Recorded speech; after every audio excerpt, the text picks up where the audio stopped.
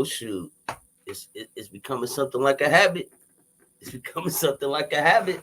I don't know what's going on with my green screen today, but we're not even gonna worry about that because y'all know who's in the building, bringing them to the conversation. Let's go, Coach Ro.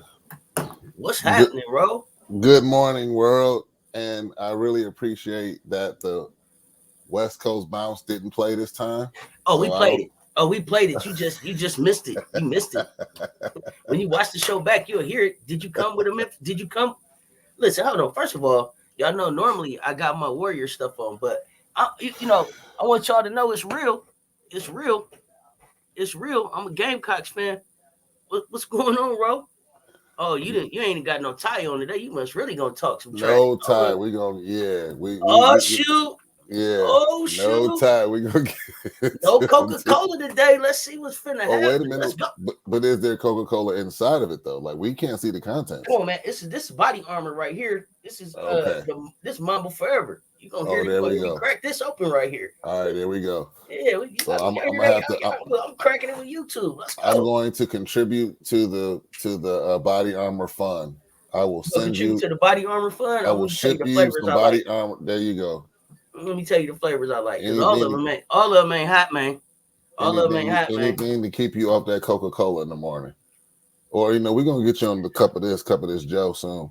No cup of Joe. I might do a cup of tea. Coffee smell like work, man. I worked in San Francisco. Man. When Starbucks first kind of hit, bro, listen. Then you had Pete's Coffee. Everybody wanted a coffee shop. That's kind of funny. Smell like work, man. Coffee smell like work is kind of funny. Smell like work, man. I ain't looking for that. That's pretty funny. But I've been dying to talk to you about something, of course. Mm-hmm. I've been dying to talk to you about something. I was going to talk about my Warriors because we like 6-6 or something now, and all that good stuff. But yeah. I think if I'm honest, there's only one place to start. There's only one place to start with when I'm talking about my Warriors today, right? Like, and so the people don't know that we actually were on the call live, right? And so I wasn't even watching. I'm a Warrior fan, y'all, and I had set the game to the side. Yeah, we were working on some other things. The audience, we do other things outside of this. Okay, right outside of this, having a casual conversation. Hold on, and let me add this. We were ending the conversation. We both had something to do. And I think you or me literally said, all right, then, good talk, and then I'll let you continue. And then all of a sudden, Ro was like, oh. Yeah, I got to understand. We talk on FaceTime. So when I saw the one eyebrow go up, I was like, oh, I'm missing something good. He was like, oh, that's how they feel? Let me tell y'all.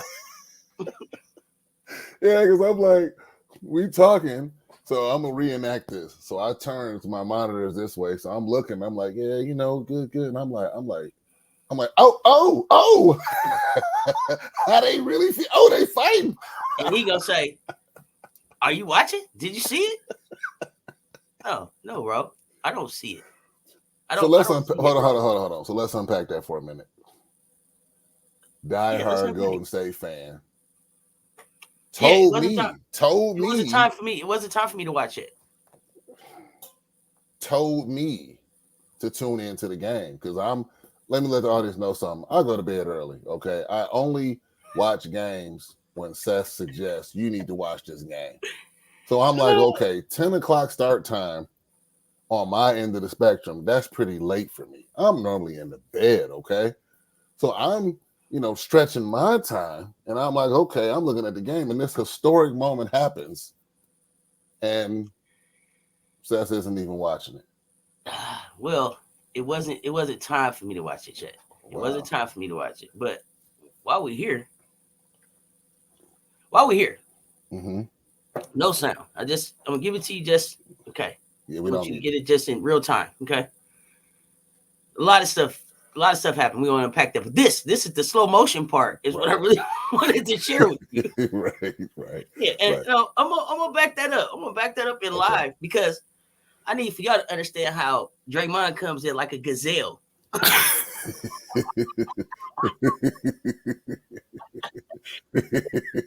Well, man back and spun around with the weight, and then brought him down. Listen. Okay. Listen. Mm-hmm. It was like, come here. It happened very quick. Listen, all the people that's mad about this right here, get over it. This is sports. This kind of stuff happens. If you play basketball, this stuff happens in the YMCA. It happens in parks all over. You know, people don't get out like they used to. You know what I mean? So right. And let's talk about this. You're talking about an experienced sportsman in combat. He knew to take the 7'2" gentleman by the neck, which if you want to show that one more time, you'll see Rudy Gobert throwing his hands up saying, I can't do anything. Well, let's unpack it. Let's be for real. Let's unpack it. Because I felt like, if I'm honest, Rudy was like, oh, I'm finna get in it. And then mid arm lock, he was like, oh, I'm not really prepared for this kind of fight. Absolutely. And so then he went from aggressive to kind of, he slid the arm down a little bit, and he looked like he went to be a peacemaker. But by that time, all Draymond saw was you put your hands on his man's neck. Okay. And that's it. And that's what the reaction is about. Well, see, okay, I'm gonna get into my that's what the reaction is about. Come on. In a minute, I'm gonna get into my theory. Now, once he went, we definitely want to get your theory on this. But once he leaped, it was all bets was off then. Even if he saw, if he noticed that Rudy wasn't choking him no more. Once he went full savage, that was that. Okay. But what was even more interesting to me is Steph is on the sideline looking pissed off because he's not in the fight. But there was a fight. Steph. But there was a fight with that outfit. We're gonna highlight that too. Do we have a steal of that outfit? No, we don't have a steal of that outfit. Oh man. Listen, okay. It's probably it's probably either a big designer or probably a smaller black designer, because I've been noticing that Steph does a lot of stuff for like black designers. He does try to do a lot of support with small business. So, but that just wasn't a basketball outfit, you know. It wasn't a basketball outfit. It had kind of like a springtime feel to it. You know, going into Thanksgiving. Yeah. It had or almost like I'm watching the Masters. I just want you to know that if I said what I said was a person, that's what it would look like. I just want y'all to know. I said what I said was a person, this is what it would look like right here. Do you see that? And I want you to see the aggression. And this is why I got this pause right here, because I wanted you to be able to check out. Let me see. Does my pointer going to work here? I want you to be able to see Rudy's eyes as he's starting to come down here. Okay. Yeah. Because this is the initial. Oh, I got you. Look at how far under the neck Draymond got. Oh, it's definitely it's a classic chokehold. And then you have to also understand that they already had beef. Right. Thank you. So if you've been watching, you know that they already had beef, right? And then you know, we just had played the other day. Draymond had kind of got into Anthony Edwards. Mm-hmm. So you know, it gets a little testy. But there's a lot to unpack on this. So if we could go back to the video, because I have a couple of, you know, it's not a segment, but it's going to be like kind of like the theme was going to be what are they doing? So let's go back and we could, you know. Oh yeah, absolutely. There's a couple people that I want everybody to kind of look at and say, okay, what are you doing? All right. Well, and the thing I want you guys to notice in the video, what I want you to notice is the number of people that don't do anything in the video. Right. Because right away I felt like Rudy was like, ain't nobody got my back. Now, I'm glad you said that, Cess, because I'm being honest. Real time audience, Cess and I had that conversation. The first thing I said after I was like, how you really feel they fighting? I said, Cess, there's a problem in Minnesota. And she was like, what you mean? I said, and then I think we finished the sentence together almost like nobody has Rudy's back. When I saw Karl Anthony Towns with the half help at the end, like come on, Draymond, come on. But then it was also like a little relief, like I've been wanting to choke the shit out of him too. It was kind of like that was what I felt like. You know what I'm saying? So it was almost like I don't know what the love is, Rudy, but here we go, real time. Okay. So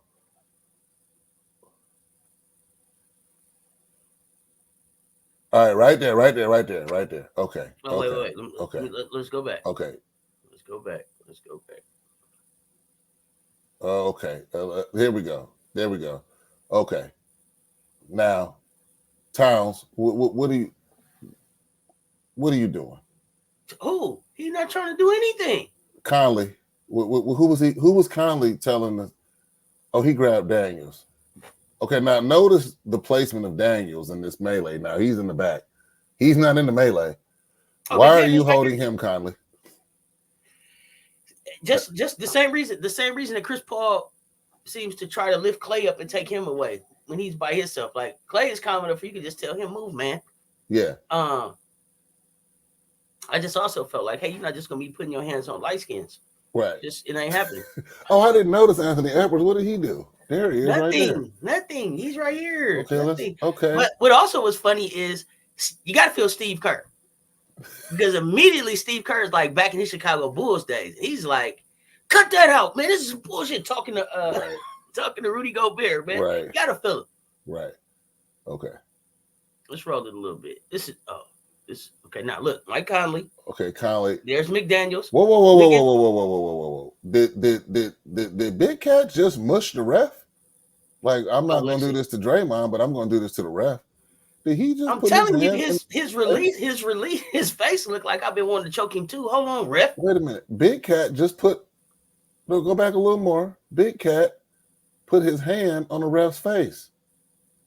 A little more, because he said, "Look at here, I can't deal with Draymond, but I can push this ref." I see it there. I see it there. Yeah, look. It starts with the forearm. Yeah.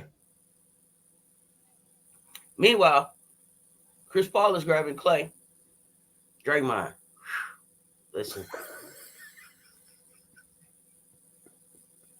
Don't try this at home, people. He went full WWE. He did. And Rudy Gobert got his hands up now, like, please stop. First of all, what is Rudy, 7'4"? Yeah, he about 7. Yeah, you can't let Draymond break you down like that. Yeah, you can't. I mean, look. He really look at his hands. It made me question the strength of his core. Like you just can't get broke down like that, man. So what's interesting is it looked like Town said, "Okay, I'm going to try the Draymond move," and Draymond just kept moving, almost like a lion pulling his prey into the. Because he didn't really grab him for real. Yeah, it was just like, okay, let me act like I'm grabbing him. Stop, Draymond, don't Draymond, don't Draymond, stop. So, I have some interesting points on this. Yeah. So let me lay it out. Let me lay it out first, because I wasn't fully aware of this until like maybe a little while ago, a few months. Did the audience know that right now, the NBA executive vice president is Joe Dumars? Absolutely. We know that. Well, I do that, and I think avid NBA fans know that because Joe's always handing down suspensions, and he's the disciplinarian, and I don't know who Joe turned into, because Joe be acting real. He be getting real tough about stuff, and it's like, hey man, you was a bad boy, damn it. Right. And my issue is this: in an ESPN article, he's quoted as saying this about the situation. Dumars said, before you do that, I just have to ask this question. Yeah. Is Rudy Gobert somebody's father? I just wanted to know. Because you just can't do nobody daddy like That's that. That's a good question. That is true. How you bounce back from that? Like, man, the whole world saw it. To go to school the next day, like, man. Now they have to go to to be privately tutored. They have the one thing that you could say as a kid was, man, I get my daddy. Yeah, you can't do that now. Now, when somebody say, oh man, I get Draymond. Yeah, I get Draymond. That's a fight. Or kids getting suspended every day. And then kids talk crazy. I saw Draymond choke the shit out your dad. Yeah, you can't do stuff like that, man. Yeah, I saw him get choked. Yeah. And your daddy had his arms up. Why did daddy have his arms up? Stop. Like that. It was ugly. It almost looked like he was on his way in that sleeper hole. Your hands go. I mean, it's almost like, was he talking to the ref saying, I didn't do anything? Is that really the time to talk to the refs getting choked? No. This is So how and this goes back to that look that we saw when he realized he wasn't prepared and didn't nobody have his back. Like, right. So we're talking about the same gentleman who played with the COVID pandemic. Remember that incident where he was positive and didn't know it and was touching the mics laughing?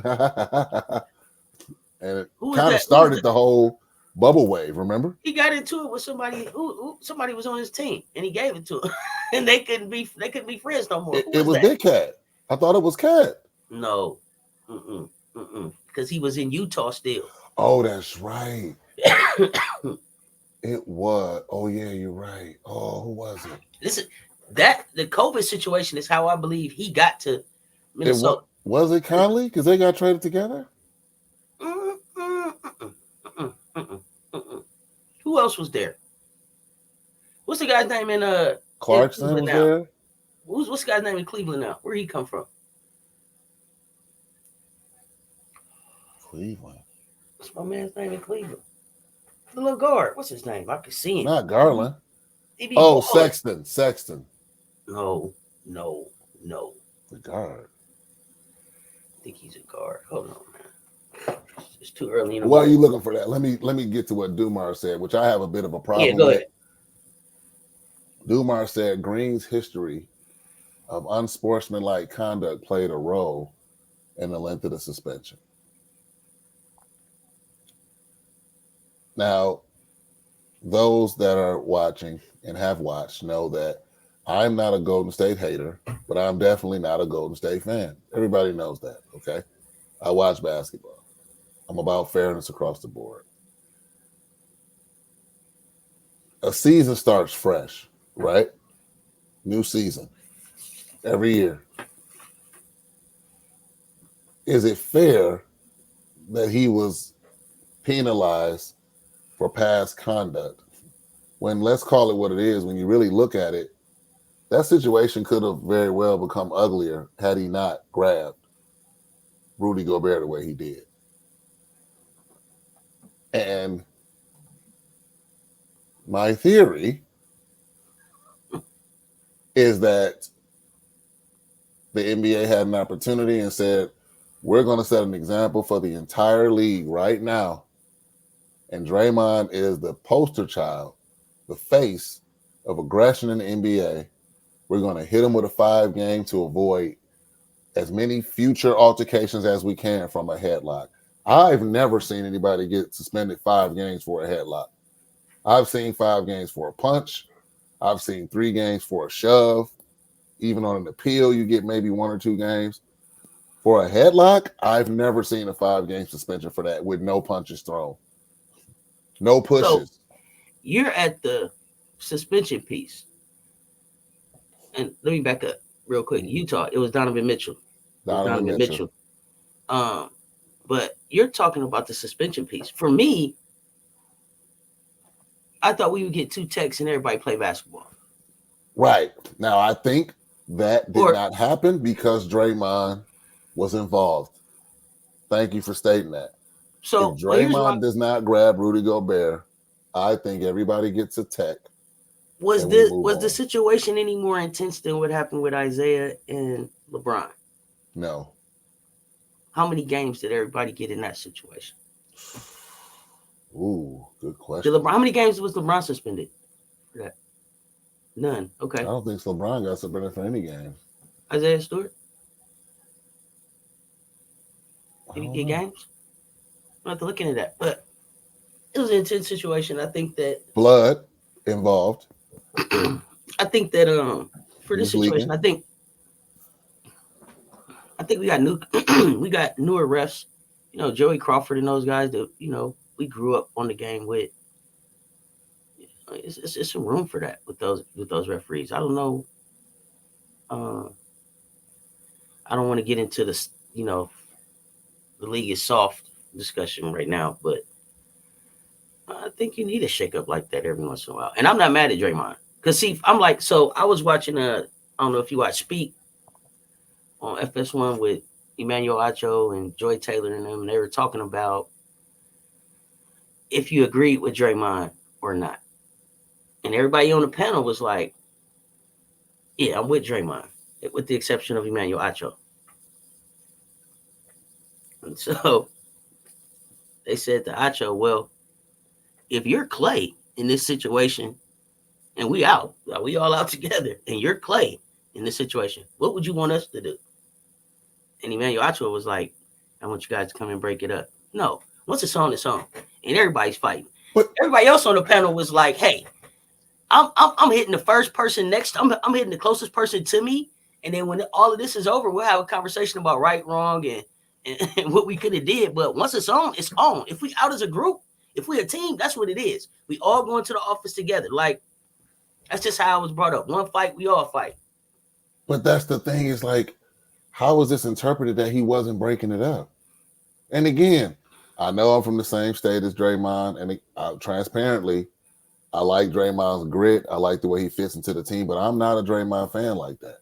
I respect his game tremendously. I respect his grind. So please do not take this as me defending anything because he's a Michigan native. Dre. Right. But what I'm saying is how it mentioned in the suspension, he was suspended for escalating the on-court altercation. I disagree. I think he de-escalated because we can do hypotheticals all day. So what if Rudy Gobert would have thrown a punch? What if Rudy Gobert would have thrown an elbow? What if Rudy Gobert would have become as physically aggressive because he had more of a range? Okay, he's 7'1". So if he's throwing punches, elbows, whatever, it could have been really bad. Draymond grabbing and corralling him the way he did, in my opinion, de-escalated. Now, do I think that Draymond should have been let off the hook? Absolutely not. But 5 games? Again, 5 games? I don't know that it warrants a suspension. Like I said, it wasn't a punch. I can see if they said 1 game. I seen somebody draw blood on Larry Bird in the game. You know, like the game just went on. You know what I mean? So yeah. Oh, well, I mean, is that the same fight when Dr. J was beating him up backwards? Oh, yeah, man. There's a video one back. Like that. You see how my green screen did? Just like that. Just like that. If you haven't seen it, pull it up. Yes. It was the only fight ever where somebody was landing punches backwards. I just think, I mean, yeah, it could have got worse, but I just feel like I've seen worse at the YMCA. You know, I seen worse at the YMCA. I seen worse at the park. Like, break it up, no harm, no foul. So here's the thing. Okay, maybe because they drew blood because he scratched him. Maybe that was the aggression. You seen Rudy standing up there with the antiseptic and everything, like he was really hurting and everything. Bro, you too big for that. But maybe it's because he grabs him. I think that it may have been because the refs were like, let him go, let him go, let him go. And Draymond's like, no, I'm not letting him go. That may have caused a suspension. Because let's say hypothetically Draymond grabs him, pulls him over to the side and lets him go and says, all right, watch out. Does he get 5 games? Or is it because he continued? It didn't matter what Draymond did. Once Draymond got in the fight, he was getting 5 games. Okay, that's where I was going with. Because what you just said to me was it's based on his history. So to me, we're talking about like your driving history. How many points on your record? Mm-hmm. And so to me, Draymond then had a lot of points over his driving career, but some of them points should be falling off now. Some of those points should start falling off now. Yeah, exactly. I think that as employers, you start a new fiscal year. How are you being penalized for things that happened in the last year? Just my thoughts. Okay, we always say employees or whatever. It wasn't a similar offense. I could see if it was like, okay, you had a similar incident where something broke out and you choked somebody or you made it worse. I get that. I don't recall that happening. The thing that's so funny to me is, quiet as it's kept, Clay could be looked at as the instigator in the whole thing. Absolutely, he was. He grabbed the shirt first. He absolutely, right? and lost the shirt tug of war because his jersey. You know, the tossing around, man. The tossing around. That was Clay. That was Clay grabbing the young man, saying, "First of all, who are you? You're nobody on this court with me. I don't know who you are. Why are you grabbing me? Don't touch me. You don't have a right to touch me." And the young man said, "You're not going to little boy me like that," and grabbed his jersey back. That's literally what happened when you watch the video. You can see the younger guy like, "Wait a minute, you're not going. I'm not the one. I don't care if you have 4 rings and that you're one of the best 3-point shooters we've ever seen. Don't grab me like that. And he defended himself. But you're absolutely right. Clay started the entire thing. He did, and then he didn't. You have to explain that one to me. Okay. I'm tussling with Clay. You jump in to help me. It's still melee kind of going on. He never tried to get back in the fight for me. That's true. He did let Conley, the third smallest man. Clay didn't really want to fight either. He let CP3 carry him away from the fight. He did let Conley, the third smallest man on the court, aside from the officials, hold him back. It's kind of like they say nobody on the court really wants to fight. It's not what they're there for. They're professional athletes, right? That's not what they're there for. So I get that part, but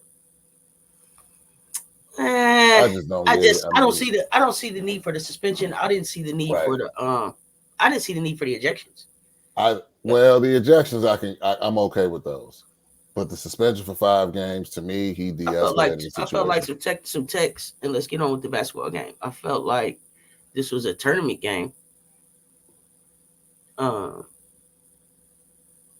I think, I'm just in all sports, football, basketball, I'm just tired of the refs playing a factor in the outcome. They factor in too much. He wasn't there. I'm trying to think. Was the commissioner at that? I know he's been popping up at tournament games. Was he at this one? No, I don't know. I'm gonna be really honest. No real complaints about him, but he's no David Stern. You like to see David Stern coming. Sometimes when I see this commissioner, it'd be like he don't look like he feel well. You know what I'm saying? No, you know what? To me, he's not consistent. I don't know. He looks sickly all the time when I see him. Like Stern was consistent. You knew what you were getting with Stern. But I saw him, I think, interact with the players more. It was nothing to see like David Stern talking to Michael Jordan or Isaiah or Magic or this guy. And I don't know if it's just the dynamics of how sports is, how the NBA is now because it's larger or it's grown so much. But he just doesn't seem to. He doesn't seem to really gel with the players. Not even at the drafts. It's just speaking of your Warriors, can we talk about like this losing streak, or what we gonna talk about that? Or oh yeah, definitely gonna talk about that. I got a few things to talk about. I got a few things to talk about. Before I get to that though, I did want to address Rudy Gobert's comments. Okay. Because Rudy says that Draymond didn't want to play because Steph wasn't playing. And he finds a way to get thrown out of more games that Steph doesn't play than any other game. And then they ran some numbers and they said like he has 7 ejections in games that Steph doesn't play, and then like 4. So 7 in 74 games he's gotten ejected, and then 100 and some games with Steph, over 100 some games, 4 ejections. I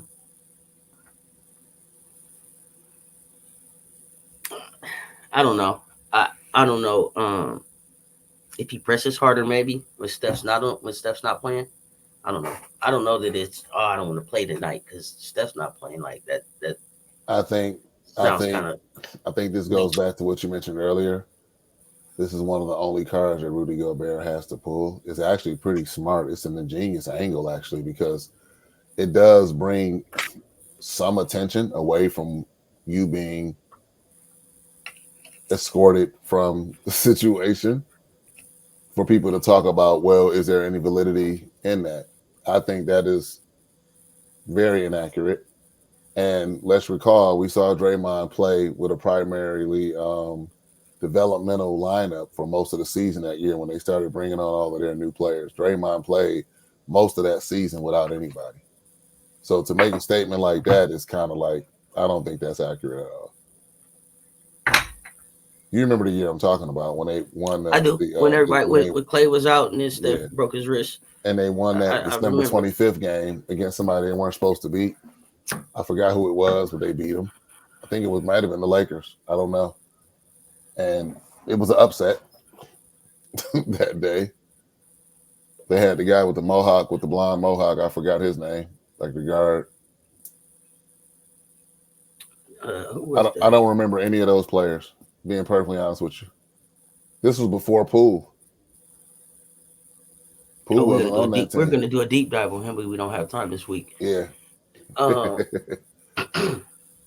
So can my Warriors are in trouble. Okay. We are in trouble because we're too Steph dominant and nobody is talking, but Steph's hurt. Steph's hurt. Sprained knee is a problem. We just talked about this last episode. So who's going to score? Now, Podziemski, boy, I like him. Wow. Put up over 20-some points as a rookie. He might can grow into something. I don't know that he's ready to step in over 5 games. But Steph's out. At least the next game he'll be evaluated later this week. No structural damage, but I guess they said it. He did it. I guess in the first game against Minnesota where he fell and Godwin was rubbing his knee, and I remember that. And it was like I told you, I've been watching him. He's little nicks, and now it's a sprain. So you got to be careful, though. I mean, you have to. This is early on, and look, the Warriors know if they can go 500 or a little above 500 up until the All-Star break, they're okay. They'll be okay. The way the West is going right now. It's the injury bug for me. Right. I think that we might have to make a move. Okay, let me jump in. We might have to make a move, and I don't know that it's trading somebody or just adding something. Okay, so let's go with that. I want to tell everybody we didn't rehearse this. I'm about to throw out some names. One of them, Cess told me off camera, but I'm still going to include this player. I'm just going to throw out a name.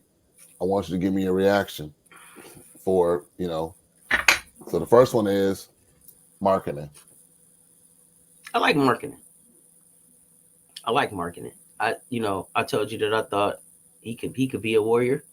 Okay. That was thinking more along the lines with like a Steph. Okay. If Steph is gonna be hurt, I don't know if he's the scorer we can go to. But I think what I also am not given a chance to see what happens is while Steph is out, we should see a different kind of Warrior game, right? So like Chris Paul is there now. So we should see some of that kind of like maybe a lot of him and Dario, Chris distributing, Chris moving back into the starting lineup. I was happy to see Wiggins get a 3 down, get some rebounds. It looks like he's starting to get some rhythm. No, I don't. It does. Okay, I got 4 more names for you, Cess. We'll argue off camera on this one. Whenever you're ready. Second name I have for you. Come on. Brandon Ingram. I love BI. I think he has a game closer to a Kevin Durant style that the Warriors were successful with in the past. So I've always said that I would take Brandon Ingram. That's a strong possibility. I think he's a very underrated player, and I think he gets overlooked. And I thought it was really disrespectful. How like Brandon Ingram was there putting in work, and then it was like Zion's team, and then like CJ McCollum, and then like nobody talks about BI. Maybe they love him in New Orleans, but I don't see the same love that I think. He should get outside of New Orleans because his game is cold. I got nothing but respect for his game. Okay, because and let me just add to that. Great point. They have like 8 small forwards on New Orleans, and they're going to blow that team up if Zion continues to get hurt. They have no choice but to break it up, and they have to do it while it's hot. And I think that this is a great opportunity for that. Okay, here's another name I have for you. Pascal Siakam. No, thank you. Really? Yeah, no, thank you. Why? Wow. I'm talking full strength. Pascal Siakam for Wiggins. No, thank you. No, thank you. I trust Andrew Wiggins' championship medal. more than I trust Pascal Siakam. And it's not taking anything away from the ring he has. Like, he got his ring. Wow, that surprises me. Okay, I think love it. you know what it is. And here's the thing. The year that Kawhi came and they won the championship, what I saw out of Pascal was like, man, this dude, he's got it.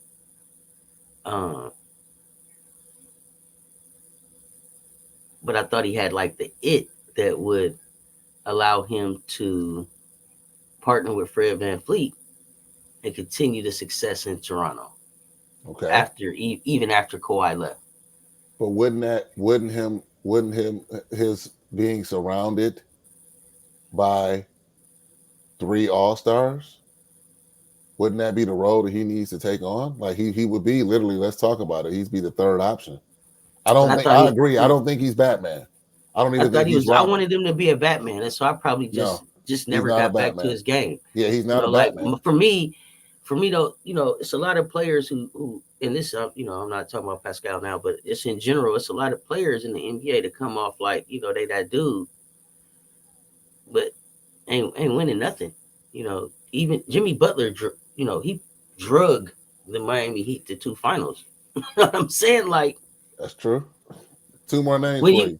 When you that guy, you can do that kind of stuff. Come on, who you got? Jeremy Grant. No, thank you. Because what I got to give up for him? That's the thing you got to tell me. What I got to give up for him? Wiggins. I'm not giving up Wiggins. For Jeremy Grant? I'm not giving up Wiggins. 6'9", versatile shooter, plays defense. Now, great game. He's a gamer. He's a gamer. We're talking about numbers. The problem with Jeremy Grant is that you have to throw something else in there because he's due $160 million. Yeah, so that's the problem. That's the problem. The thing that I think is overlooked about Wiggins is he's the most humble number 1 draft pick I've ever seen. Like, he's gonna show up and play. But he hasn't been, though. But he hasn't been. Let's call it what it is. He's getting it. Listen, like I told you, I don't feel like he played a lot of basketball in the summer, and I think it's the same situation, kind of like with Clay. When Clay wasn't mentally ready to play basketball summer before last, I think that quietly we're bringing Andrew Wiggins along slowly and letting him kind of get in the game shape. Andrew be looking tired. But Clay had a very good reason on landing wrong and ending his career. He had a much more solid reason to not play 100% because of the potential of another. No. I'm talking about how Clay came back at the beginning of the last season. I was like, hey, I wasn't mentally ready to play basketball over the summer, and we had to work him back into, because he was taking care of other stuff and getting himself to a place where he could play. So I just feel like we're bringing last name, because I know you want to get to your Gamecocks. Last name, and we're gonna talk about him. Zach LaVine. Straight up trade for Wiggins.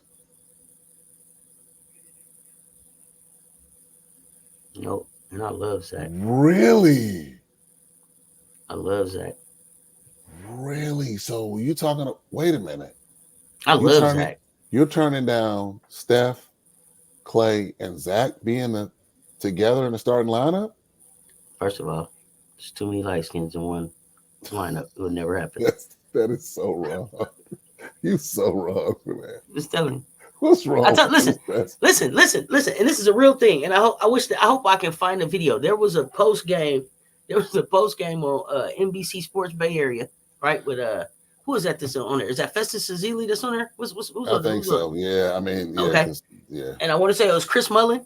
It was last season, and they had a contest of who was king of the light skins. And Steph won. And I'd be in my house like, king of the light skins? Come on, king. I'm telling you. For real. It was on TV, man. I seen it.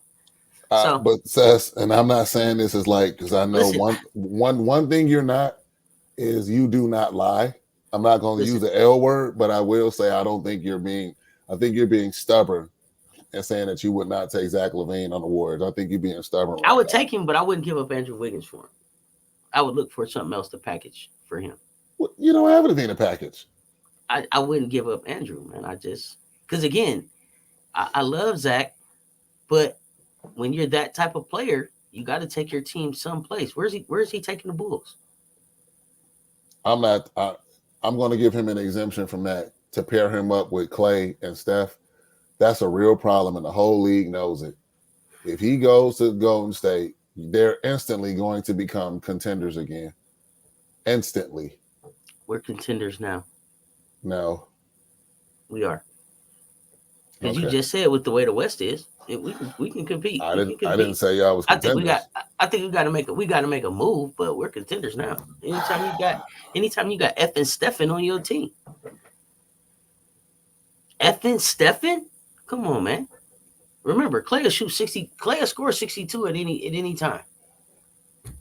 I love Zach, and I would love for Zach to be a Warrior, but I'm really partial to Wiggins. I like Wiggins. If you don't get size, you have to get someone that can score consistently. And one thing that Zach LaVine can do is score.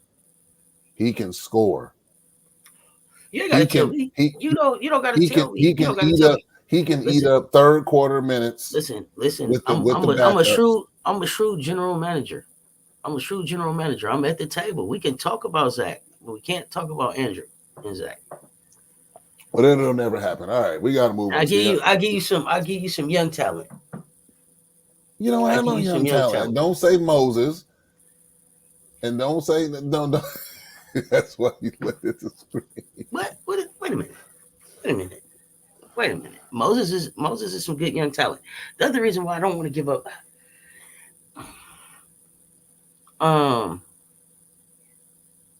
Yeah, no. See, you know what's gonna happen? Somebody's gonna come with a 3-team deal on something you can't pass up because of the future. You know, Golden State is all about their future picks. You're gonna end up giving Wiggins away for a Pepsi machine and some draft picks. Watch. Remember, I said this, audience. Remember, I said this. You're gonna miss this window of opportunity, and you're gonna end up getting rid of him anyway for next to nothing. Mark that. What's today? I hope not. 2023. Okay. I hope not, because it's too early in Mike Dunleavy Jr.'s tenure there for something like that to happen. Okay. So just remember, I don't want him to give anything away. But click that subscribe button. Sessions. Follow her on all platforms, please. She has a lot going on and good content on not just join the conversation. There's a lot more. So follow Cess Official. You understand? I want to get that. Got it. Appreciate that. Yeah. And I mean, just now join the conversation. Don't hit the subscribe. That's right. So let's like, share. Can I get into the Gamecocks with some stuff that I looked at? So yes. Okay. Let's go ahead and talk Gamecocks. Okay. Yeah, you lead. I want to know what. Right. Let's see what you found. What you like about it. Here's what I found. I looked very carefully at the schedule, and there's a few games that I circled. They have North Carolina on the 30th. They have Utah December 10th. They have LSU January, and they have UConn in February 11th, and they play Tennessee twice. Now, the only reason why I mentioned Tennessee is because they play them twice. It's difficult to beat a team twice in your own conference. Now, there was a little bit of a letdown, as we know. LSU lost their opener to Colorado, which has no bearing on them playing South Carolina. And UConn lost their opener to NC State. But I think that the best game is going to come with anybody that's facing South Carolina because they're, number one. And Dawn Staley got a chip on her shoulder. Mm-hmm. That number 6 ranking, that y'all acting like she ain't her when it comes to women's basketball. If you don't understand that her fingerprints is all over where women's basketball is at right now, on an Olympic level, on a high school level, on a collegiate level. If you don't understand that she's like, I know people like Gina Auriemma and Kim Mulkey and and Tara Vanderveer. But if you don't understand that, like, this women's basketball hasn't seen a force like Dawn Staley in the program that she's built since Pat Summitt in Tennessee. I agree. Like, put some respect on her name. Put some respect on her name. Look her up. Watch her highlights. And I'm gonna tell you put this. some respect on her name. Yeah, and I'll say this. To me, the most impressive part about Dawn Staley is that let's be clear, everybody. If you watch basketball, if you watch women's college basketball, they're down 7 seniors, all 5 starters. We're talking about Aaliyah Boston, Zaya Cook, Bree Beal, Letitia. They're all gone. And let's say this. You know what people don't talk about a lot? Kiera Fletcher and Victoria Saxton aren't eligible because they played that 5th year. That was big. That's huge. And yet she still comes back in. Now, here's something else that I looked at. This may not be popular, but I think there are 2 key players that are going to make a world of difference for the Gamecocks this season. We know they're guard heavy. We know that they're very capable. They can score with anybody. First player I'm going to talk about is Camila Cardoso, the center. First game versus Notre Dame, she put up 20. It's her turn. Next game against Maryland, she hit 12. Now, the reason why I mention that is because, again, size is going to come into play as you get deeper into the season and leading into the tournament, the conference tournament and the NCAA tournament, okay? You're going to need her to be consistent. Am I asking for 20 points? Absolutely not. I'm asking for 15 consistently, but I need to see some rebounds and a defensive presence. The second player, and then I'm going to get quiet. I'm going to let you talk. Chloe Kitts.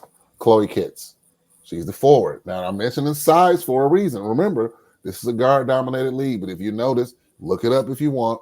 Teams that have gone deep in women's college basketball the past 5 years have had some type of size as a presence. Okay. Notre Dame, in 13 minutes, she scored 7 points. Against Maryland, in 21 minutes, she scored 13 points. That's a nice gauge, and I'm saying more so because of the size. Those are the 2 keys for me coming into this season. I'll be quiet now. Thoughts? Well, my focus is more just on Dawn and what she's doing this season with the team. I love the fact that her program is like water. She does what her talent allows for her to do. It's not like we run a triangle, and if you can't run a triangle, then we can't be successful. Like, she does what her personnel allows, and that's what makes her so dope. She's more of a manager than a coach, and she said it herself. I've been watching a lot of Dawn interviews. Put some respect on her name. I'm for real. Put some respect on her name. I agree. This a living legend that y'all disrespecting out here. This somebody that a lot of y'all couldn't lace them up with. It's like y'all keep playing her like the coach, but it's a Hall of Famer right here. Well, she definitely put on her sneakers in the practice. Best believe that. I don't think so anymore because her knees are so bad. Her knees are so bad. Like she was saying, they joke about her walking with a limp, but her knees are that shot. You know what I mean? Like, she gave her knees to the game. Yeah. But it's what she does off the court for me. Right. And the way the program gives back. So you see, I got the South Carolina Game Changers up there, and I could have put any number of successful players that came out of South Carolina up there, but I wanted to put these 3 up there because they are so important right now. Asia been doing her thing in the WNBA, and I think she's gonna do her thing as long as she wants to, and she's gonna have some good battles with Aaliyah Boston because Aaliyah and Indiana are coming. They're gonna get some talent around there. But this Malaysia Fuwali, generational talent. Offered in the 7th grade. Generational talent offered in the 7th grade. You feel me?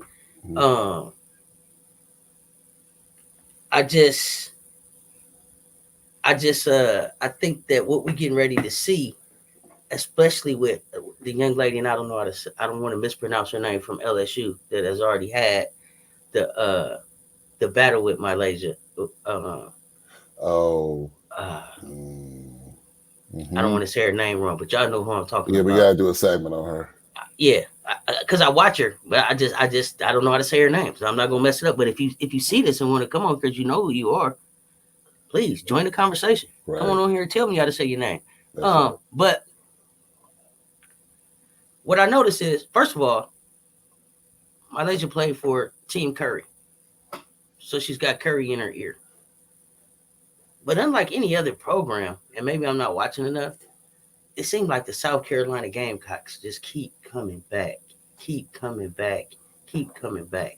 You see them at practices, you see them at games. Mm-hmm. So when you got Asia Wilson and Aaliyah Boston coming ahead of you, and then still pulling back and reaching back and sharing game with you that you can reach out to, that's still mentoring you, the program can continue to be successful, right? Because they love it so much. It seemed like they might go to, I wouldn't be surprised if they all go back and play together in the summer. They probably lock the door and really get some good runs in. I would love to see that. But like Dawn say, she produced winners. They produced WNBA players. Okay. It's gonna be so exciting to watch. And then I'm gonna give you a name to look up. The number 2 prospect in the nation. She went ahead and committed to South Carolina yesterday. So go on and look up Joyce Edwards. Oh my. Go on and look up Joyce Edwards. She selected. She selected South Carolina. She's the number 2 prospect. She said that her decision was influenced by South Carolina's victory over Maryland and a conversation with Asia Wilson. She picked South Carolina over LSU and Clemson. She likes Dawn's coaching style, and the reliability played a significant role in her decision. And this is like Dawn Staley and Deion Sanders have figured out and unlocked the way to work with today's youth and how to get the most out of them. And if you want to know how to reach youth, if that's your passion and you want to be able to do that and you haven't been able to figure it out, watch what they're doing. Because they meeting kids where they are. And then they guide them from there. It's a whole new world. It's a whole new world. And to add to that, like you just mentioned, Dawn State went out of her way to make sure that South Carolina offered Joyce Edwards an opportunity to pursue engineering as a major, even though that's not really there. South Carolina don't really offer that. Okay. When you make that, who wouldn't go? I mean, listen, if Kim Mulkey, all respect to her, Tara Vanderveer, all respect to her, even Gina Auriemma and Dawn Staley are sitting in your living room, who you leaving with? You don't leave with Dawn Staley. Who you leaving with? You leaving with Dawn Staley. And I'll say that I'm glad you said that about Dawn. Here's the thing: no disrespect to the other legendary coaches. No, they legends in their own right. They legends in their own right. I think Dawn Staley's doing it different. Like some of those coaches became outspoken as they started winning. If you follow Dawn Staley, she's been outspoken since she's been there. Tell me about the time you seen Gino Auriemma at a WNBA finals that one of his players was playing in, heckling the coaches, heckling the refs. Right. The love that I see her tweet out to her former players, and the support that she tweets out during the WNBA season, just giving them their flowers and reminding them of who they are, and how far they come. It goes so far with continuing to help them grow as young women, right? And who they're going to be. So I think that dynamic of who she is makes it kind of like the Prime factor. Like, Prime ain't got to go. He ain't got to recruit nobody. They coming looking for him. And how many players do you see? Think Dawn Staley can't get you an NIL deal? Come on, man. But let's be honest. How many great WNBA players do you see that have nothing good to say, if at all, about their former coach? or they'll even come out and say, well, now that I'm out up from up under that team, here's what was really going on. That's a whole nother So segment. We're going to talk about that too. And you know who conversation I would love to hear? Mm-hmm. I would love to hear, and I need to go watch the Candace Parker special that was last week because I haven't watched it yet. I did record it, but I would love to hear her talk about what happened with Derek Fisher because I felt like their relationship fell apart when he benched her. How do you bench Candace Parker, Derek Fisher? I mean, he doesn't have the best judgment all the time anyway. You know. Yeah, he does. Yeah. If I could just, I know you got to go soon, but I wanted to talk about Dawn's career a little bit, right? So she's only been coaching 15 years at South Carolina. She's the second Black woman to win an NCAA women's basketball title. The first Black coach in Division I history. First Black coach. I didn't say first Black female coach. And I know people are like, well, does it matter that she's Black? Some people might feel like that it matters. It matters because it hadn't been done before. And so I like to call those things out. Don't have anything to do with being racist or anything like that. Just very pro-Black and proud. So, the first Black coach in Division I history to win multiple championships. Now, y'all done had John Thompson's out there. You know, we done had a lot of coaches out there, but none of them won more than one, except Dawn Staley. Yeah. She had the historic matchup in Paris, which is where we saw that the pass that we and the play that we showed last week. Mm-hmm. She became the first Black woman head coach in the NCAA season to open in Paris. Her and Ivy. It was interesting because I saw an article about a group of Black women who call themselves, I think it's the Machetes, but they're in media and reporting, and they traveled to Paris to support Dawn, and it included like Jamel Hill, Angela Rye, Tiffany D. Cross, Kari Champion. I don't know if you know any of those names. I do. I know all of them. Look, big Jamel really did a lot of posting. I like Jamel Hill. She's a Detroit native, I believe, right? Of course, that's why I know about her. Duh. It ain't a lot. Listen, don't do that. Don't do that. It's not.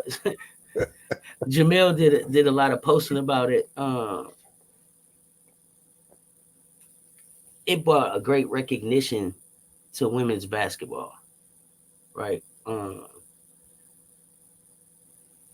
And I want to see where it goes as far as getting the WNBA to be bigger, getting these paychecks to be bigger, and keeping the women that don't want to go overseas and play at home living comfortably, if that's what they so choose to do, right? Mm-hmm.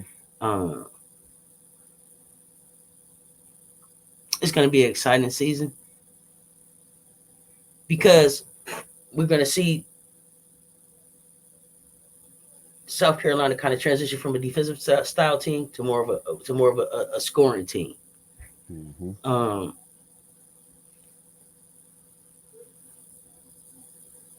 I love that Dawn doesn't mind to show her emotion. I'm gonna pull the tape back up, but I want to say that they said that she shed some tears of joy when Joyce Edwards committed. Dawn Staley has not let one nationally ranked top 35 prospect in the state of South Carolina get out of South Carolina since she's got there. Sure hasn't. Okay. Sure hasn't. So we got to talk about her other two recruits too. She got another forward and another point guard coming. Oh, we're gonna deep dive on Dawn. We went a little bit over today. We appreciate Coach Ro hanging around with us. Hey, we appreciate y'all joining the conversation. Hit that subscribe, like, share. You know what it is. Stay tuned. Talk soon. We out next time.